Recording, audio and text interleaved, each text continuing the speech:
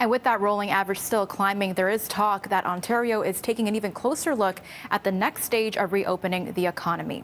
Cynthia Mulligan joins us with that story. Cynthia. That's right, Melissa. Despite those numbers, the Ford government is preparing to shift into stage 2 of opening up the economy. We've been in the first stage for close to 3 weeks now. The Premier today said an announcement is coming early next week, but he warned that doesn't mean we'll be taking that next step right away. We're making steady progress, and we'll be ready very soon to take our next steps in restarting our economy, but it won't happen overnight. Businesses will need some time to prepare, so early next week, we'll share more details about stage 2 of the reopening of our province. To be clear, stage 2 will not begin immediately. We'll be giving notice to businesses to start getting ready.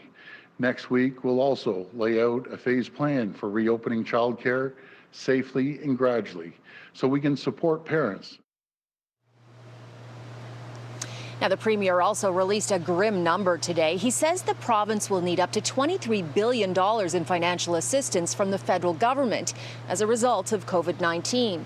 Prime Minister Justin Trudeau, however, is committing to $14 billion in assistance to be shared by all provinces. Doug Ford says he hopes that's just a starting point and noted Ontario gives $13 billion a year to Ottawa in federal transfers. And new numbers from Statistics Canada today show Canada added 290,000 jobs in May, but Ontario was on the opposite end last month, losing 65,000 jobs, while most provinces again added them. Another point today, Ford said he is against paid sick days and suggested he has the backing of most other premiers. This despite Justin Trudeau saying he wanted to work with provinces to provide 10 paid sick days across the country.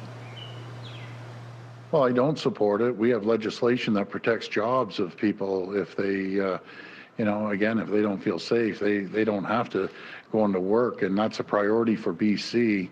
But there wasn't too much take up on that right across the country, to be very frank.